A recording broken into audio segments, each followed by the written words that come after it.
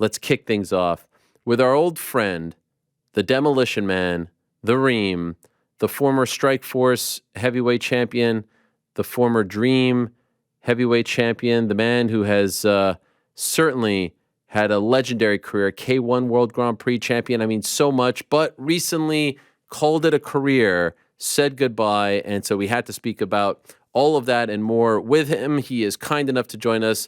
Without further ado, let us say hello to our old friend, the Reem. Alistair, how are you? Always amazing, and it's good to see you again, Ariel. It is great to see you. Thank you for doing this. I appreciate it very much. Okay, first things first. Congratulations on an incredible career. Why are you saying goodbye now? Why is this time the right time to call it a career? 25 years. I've been training for 30 years, but my competition years were 25 years. And basically, my body spoke to me. My body didn't want to do it anymore. Wow.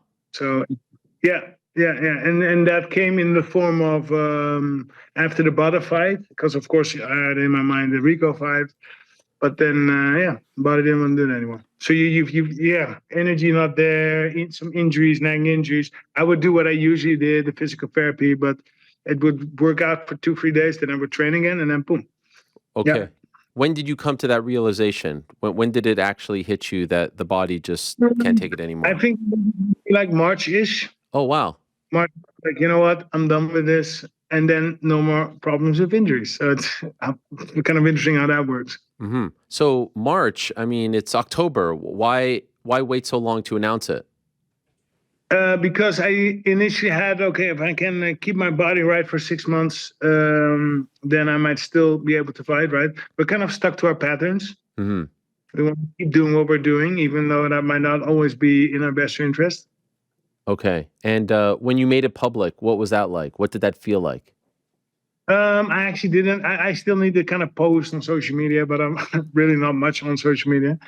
But already my decision was in March, right? Okay. In March already, knew for myself, I'm fed up of this. Wait, so because it's, when you get injured, it's also a lot of hurt, it's agony, you're pushing it again. And let's not forget, I've been doing this for 30 years. Yeah, no. It's been 30 years of, how I like to describe it now is stress. To fights, extreme stress, to training camp stress.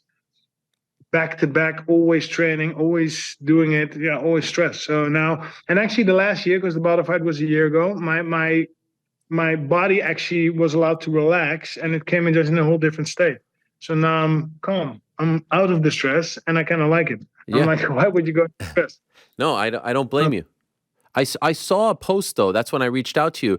Did you not post that? Like when you said, I'm officially announcing my retirement and all that? I did, and then my wife didn't like the picture, and then we needed to do it again. So, yeah, you know how that goes.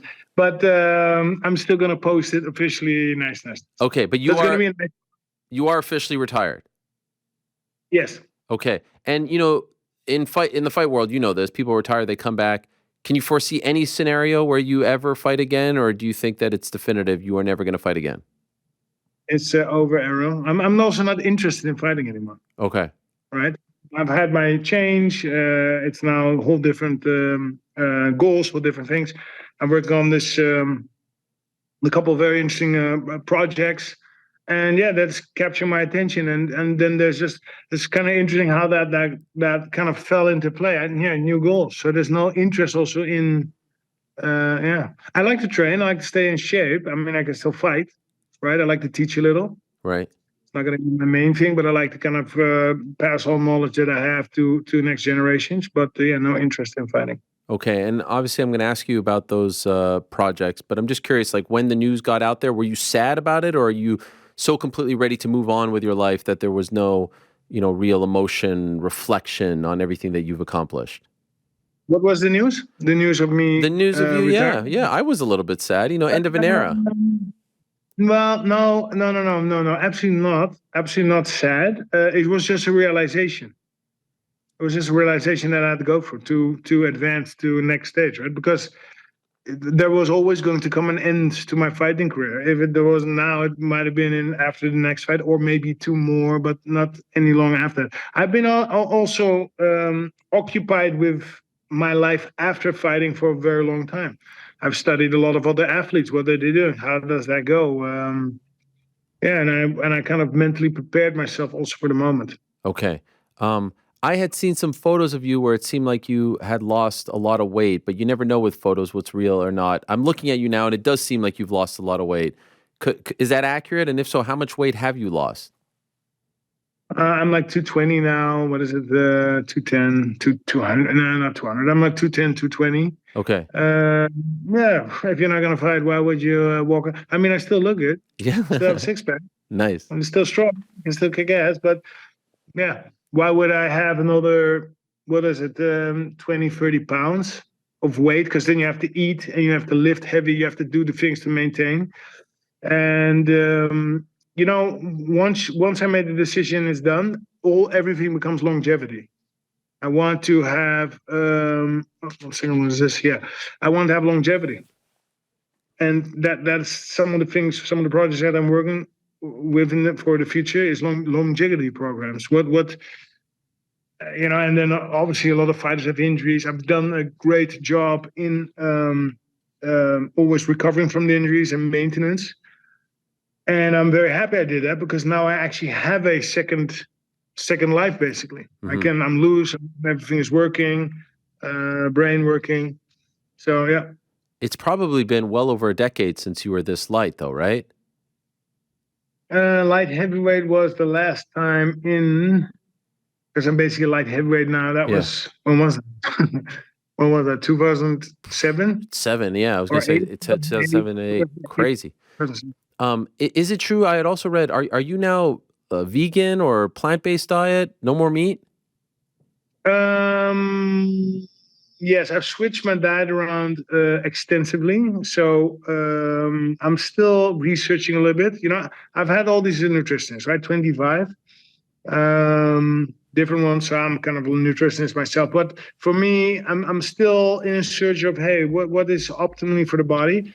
Raw vegan diet is a very healthy diet. It's a very beneficial diet.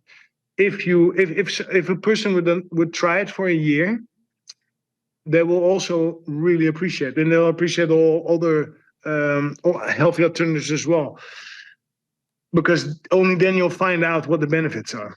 Okay.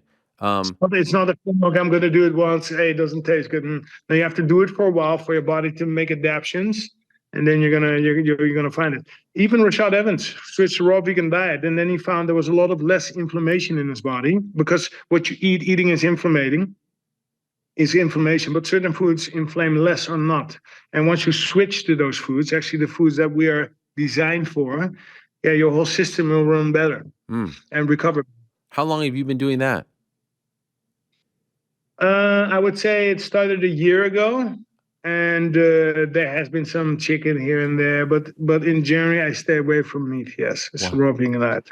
Yeah, The wild thing about this is, as I've talked to you in the past, like one of my favorite videos in the history of MMA is you in your kitchen eating the horse meat, and that was so yeah, tied to your career. And now the idea of Alistair Overeem being on a raw vegan diet is quite the arc in yeah. your life. Yeah. I think describe me as a martial artist who's always learning, and Hmm. the fighting was just a small piece, but I'm always learning, and I always continue to learn. And once people figure that out, hey, I have my health in my own hands. If I eat the wrong stuff, and if you're doing that for 20, 30 years, you're going to get sick. Then people's attitudes will change to what they eat. But still, general public doesn't see this, in my opinion, not yet. Because when people understand that, then yeah, it'll change. Do you I regret? understand it. Do you regret eating so much meat in your career? No, absolutely not. Absolutely not. It's all about knowing, right? Right. Like what I did in my 30 years of training and competing and everything. I did the best I could for the time I knew. Hmm. Yeah, that's the right way to put it. But as time goes on, you learn new stuff. And I'm also trying a lot of stuff with my own body. What is working, what is not working, and then yeah, planning according. Are you also into politics now? I did indeed join a political party in the Netherlands Okay. because yeah, there's certain things that I believe are not right now, also in America, by the way. But of course, Holland is home, right? Right. Yeah. Community here, my daughters are here. Um, yeah, and I don't agree with that. And instead of complaining, I got asked to join the party. I have affinity with the party leader, Wiebren van Haga. I think he's a good man. I stand behind the party policies. It's just about restoring the Netherlands, restoring it to better, right? Because the way it's going over here is not. Some people wouldn't see it, but I think there's a lot of problems. Inflation is one. My mother, for example, not having enough money to do groceries. A lot of people are suffering here. Phone addiction is a very big one. The government is not even talking about that, but that's the thing. We can all see that around us, but there's no investigations, there's no conclusions, there's no nothing. There's a lot of money going to Ukraine. While people here are suffering. So there's injustice going on, and instead of just complaining, I was like, yeah, I can contribute to solving these issues, and then I will. So do you have like a role within this political party, or is it just you supporting them publicly? Like, are you? And publicly, I will be at some of the gatherings. Of course, media will ask me, "What's your position on this? What's your position on this?" So we'll see what happens. Of course, also one of the main things that I could be useful for is the fact that I have had 30 years of extreme stress and pressure, but I always managed to restore myself, heal myself without the hospital. So this is something I think I can contribute to the argument when we talk about health. Yeah, because I always did it without any pills or without any surgeries. I only have one surgery. So I'm very proud of that. And I think that can help in the discussion when we're talking about health before another crisis, lockdown situation. Sure. And potentially down the road, is this something that you would like to take even further, like run for government and actually have a role within the government, be elected? We'll see how this goes. For now, I'm supporting the party. I always initially wanted to stay out of the politics. That was also a little bit due to, people feel helpless, right? I also felt like, hey, you're not going to change the system anyways. But now I feel like I'm a parent, I'm responsible, and if you're going to be silent, it's also not the ideal thing. So I'm supporting the party, and we'll see where it leads me. Okay, fascinating. And what is the reception?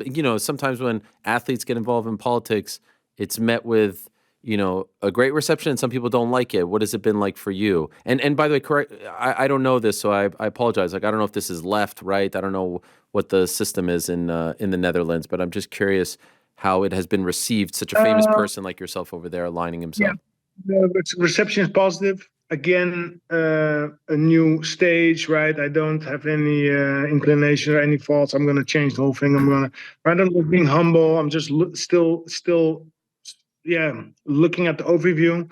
It's interesting to me, but the overall reception is positive. But then again, just still seeing, feeling.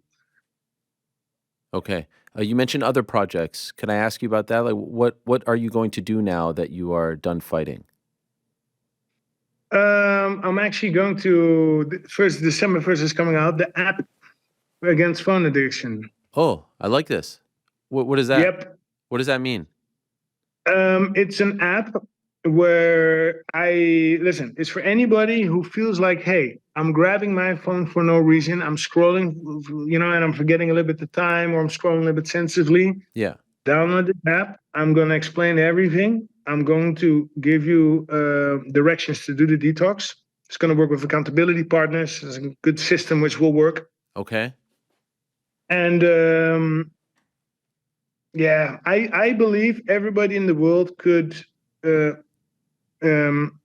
I would like them to experience the move I'm offering in this app. It will also be free of charge, by the way. Wow, I love this. I do think there's a very serious addiction, and it's very scary. I have 3 kids as well, and I see 11, 9, and 7, and I see the way they are with the devices, and it's scary, and it's a fight. This is tremendous. Is this only available in the Netherlands, or will it be available worldwide?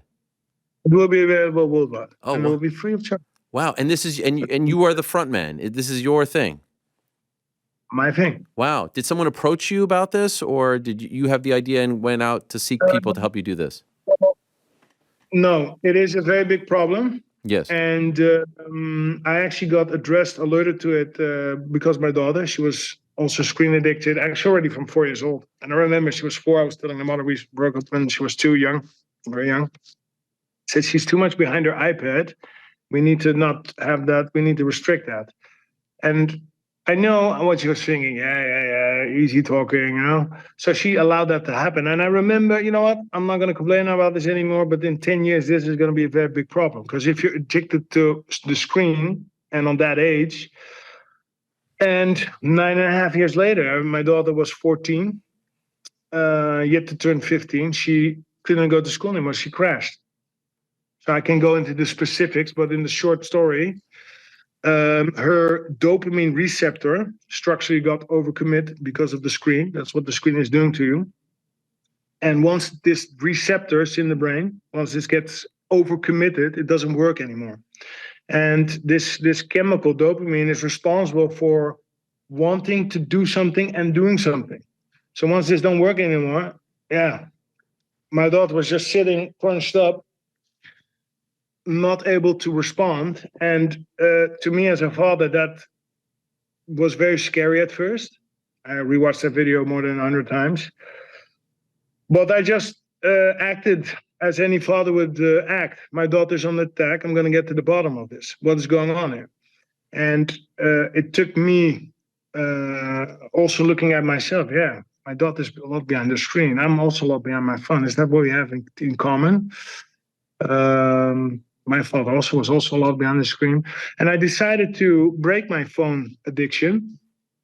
And there I got a dopamine reset. That's what's that called. And I just felt so happy and so full of energy. My energy went to 2,000%. I just felt great. And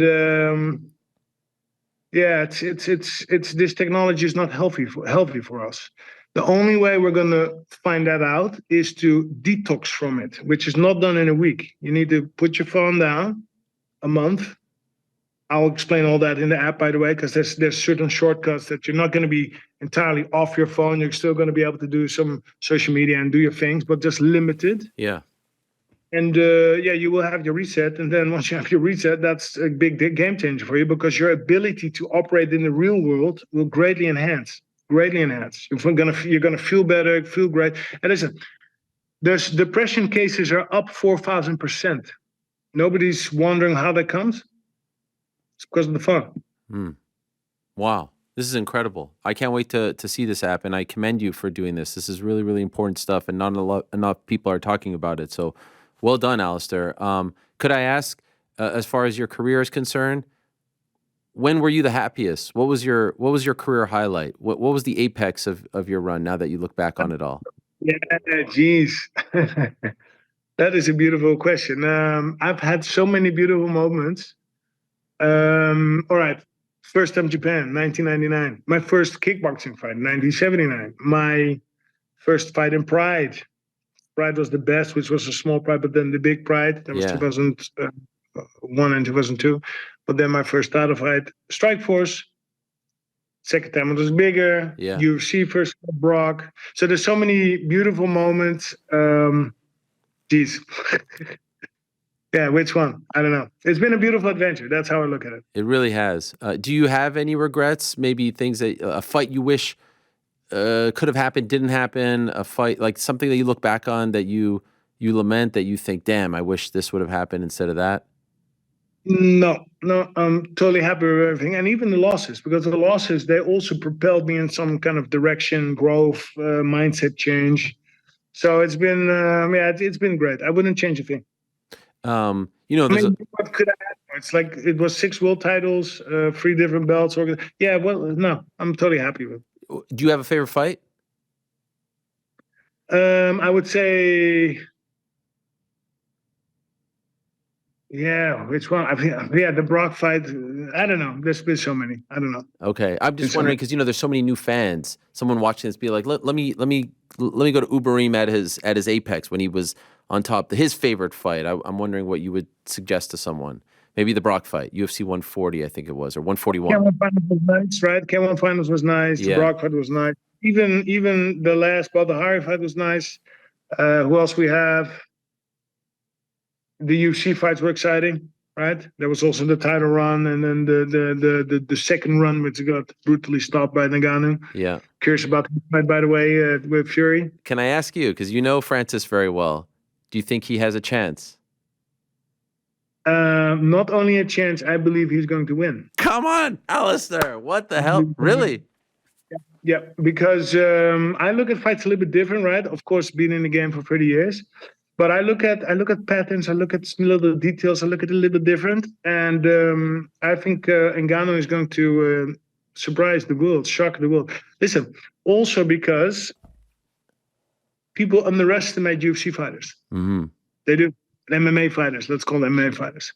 There's a lot of details that are in here, and boxes is basically one-dimensional to us.